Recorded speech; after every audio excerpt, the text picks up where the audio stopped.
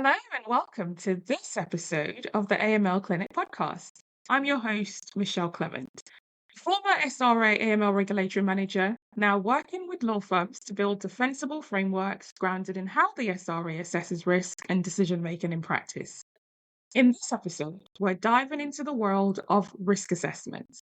Majority of law firms have firm-wide risk assessments and complete client and matter risk assessments, but fewer can actually explain what those assessments are doing.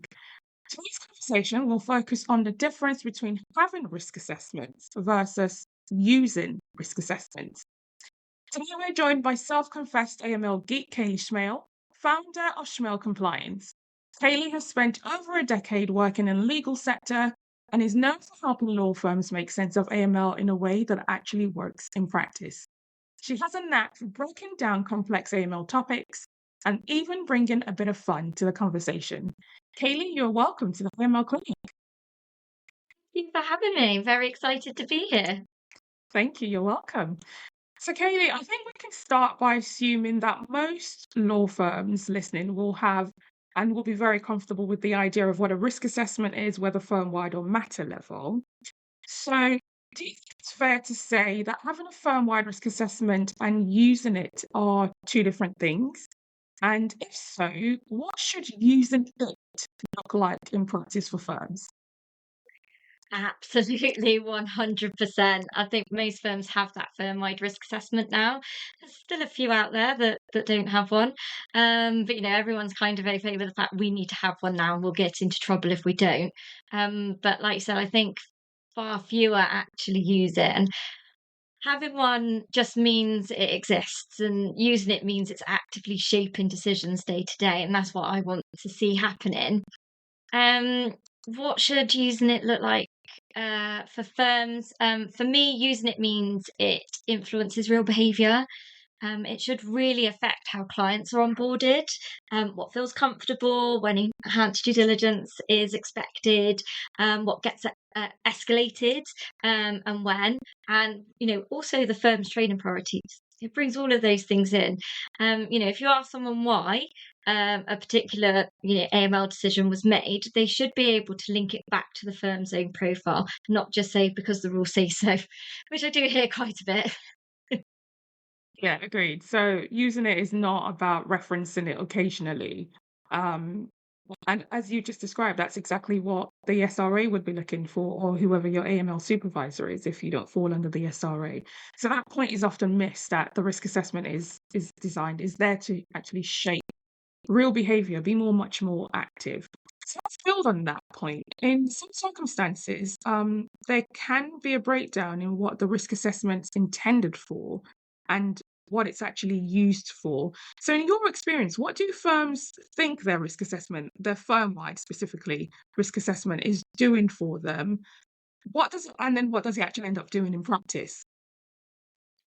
So I think at the moment, firm-wide risk assessments are just seen as a bit of paper that they need to complete to, show the regulator that they have something in place. I think there's still a lack of knowledge of what the firm-wide risk assessment is actually there for. And for me, when I go into a firm, I want to look at that firm-wide risk assessment and be able to understand the risks of the firm without asking any questions. And I don't think that's actually what firms realise that that's what it's for. I think as well they don't realise that it should inform their processes. Mm. So what we found out in our firm-wide risk assessment should actually inform our processes.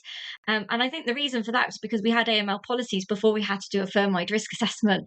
So the firm-wide risk assessment was completed after the policies, and it was this mad rush in 2017. We need to do a firm-wide risk assessment. We've never done one before. We don't know what we need to do. And they kind of put something together really quickly and just said, here you go. And then never really connected it in terms of their AML policy.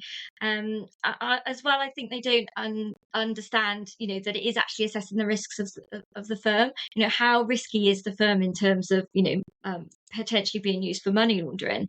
And one of the examples that I often see is around PEPs. you tell me that you've got a certain amount of PEPs, but how many are domestic? How many are non-domestic? How many matters do you have for each of them? Are they actually active still? Are they still an active client? Like, that sort of data isn't captured. But for me, if you're just acting for one non-domestic PEP, then that is risky. But it's different if you were acting for one domestic PEP with one matter, or one domestic PEP with 7 matters. So it's really important to have that data, to have that clear image of risk in their mind, and how, as a firm, they're going to mitigate those risks. And I think as well that mitigation as well is really important. And something that I've seen quite a lot recently is that they're very generic in terms of what they're putting down for their mitigating risks in terms of a particular area of risk. And it's all, we do client due diligence, we do training, we do client and matter risk assessments. But, sometimes that doesn't directly link to the actual risk that they're talking about. And I'm like, no, what are you doing for this actual risk? What do you do for your client account risks? I understand, yes, you do your CDD and you do this, but how's finance involved in this? How do they help? Tell me what those things are. Yeah. So I completely agree. So I think sometimes there is a gap between the intended purpose, which is, as you said, to articulate and govern the risk, and then the operational reality. And just to pick up on something you just said, I don't want to make anyone think they have to include mitigation, because they don't. The law doesn't say so, but actually it's helpful to, because when your fee owners or whoever's actually doing the work picks up the risk assessment, it's helpful for them to understand this is what they need, this is the action they should be looking at taking.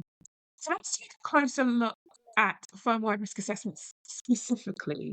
So firm-wide risk assessments are meant to be high level, but when would you say high level slips into non-specific? Oh, that's an interesting question. I think that is when the assessment could belong to almost any law firm. If it doesn't reflect your client base, your services, your geographies, or the way you work, all the way that work actually comes through the door, it's no longer high level, and it's actually lost its value. Yeah.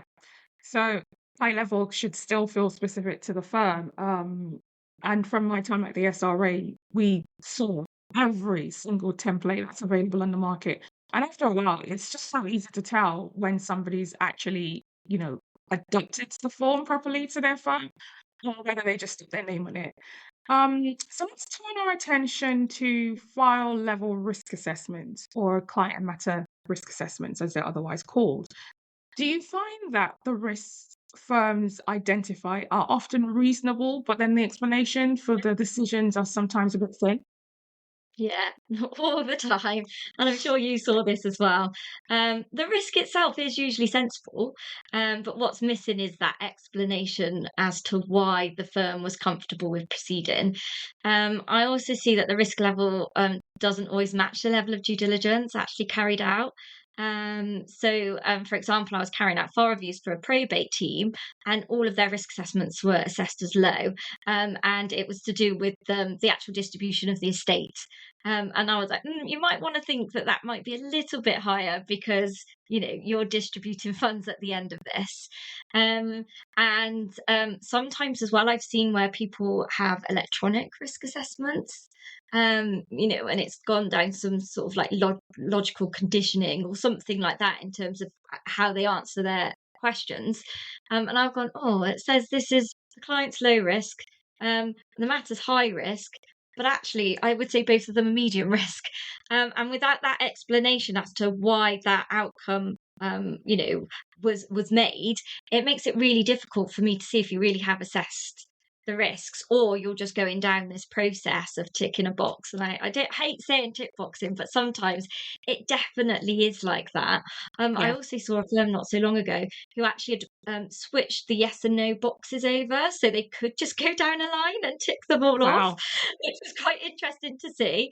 So I think as well, I feel as well that sometimes there's just not enough training. Again, Mm, it was that mad rush, right? We have to have client and matter risk assessments. Here you go, here they are. You need to be completing this form now. But the why behind it was never explained. So I mm, think some staff members really struggle with that, because it is just a course of opening a matter for them, not am mm, I assessing the risks here. I saw a really good example on one risk assessment form, and it was like, "Is there a risk of proliferation financing?" And they said no. Well, the company was a chemical company. It actually had chemical in the name of the Interesting. company, and they were actually distributing chemicals. So for me, I was like, "Oh, I think there's like this lack of understanding Yeah. internally as well in terms of how they should be answering the questions, Mm. and then really assessing the risks." I think that's a really helpful example to bring the point to life about the gap between having something in place and actually using it. So obviously, I don't know what was in that firm-wide risk assessment, but potentially, you might see a firm-wide risk assessment that says we have no risk of PF or our risk of PF is really low. But actually, as you just described there, in that particular circumstance, it might have still have been low risk, but they didn't even identify the risk, which is clearly a concern. So that brings us on to connecting the dots between the firm-wide risk assessment and client matter risk assessments. It's like you preempted my question.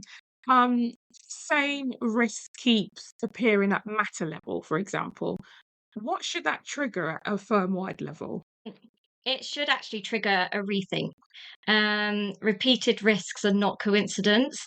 They're telling you something about your client base or your services that should feed back into the firm-wide risk assessment. So that example of the proliferation financing one, I did see their firm-wide risk assessment, and they said that they don't act for anyone, with a proliferation financing risk. So it was for me to say to them, then you need to go back and assess that, because actually there are clients where there is a potential risk of proliferation financing. So it is that trigger to go back and have a look at your firm-wide risk assessment and say, have the risk changed? Because it evolves all the time, doesn't it? It's not a Mm, let's have a look at it at the end of the year and see if anything's changed, because you might forget that capturing that sort of data is really tricky.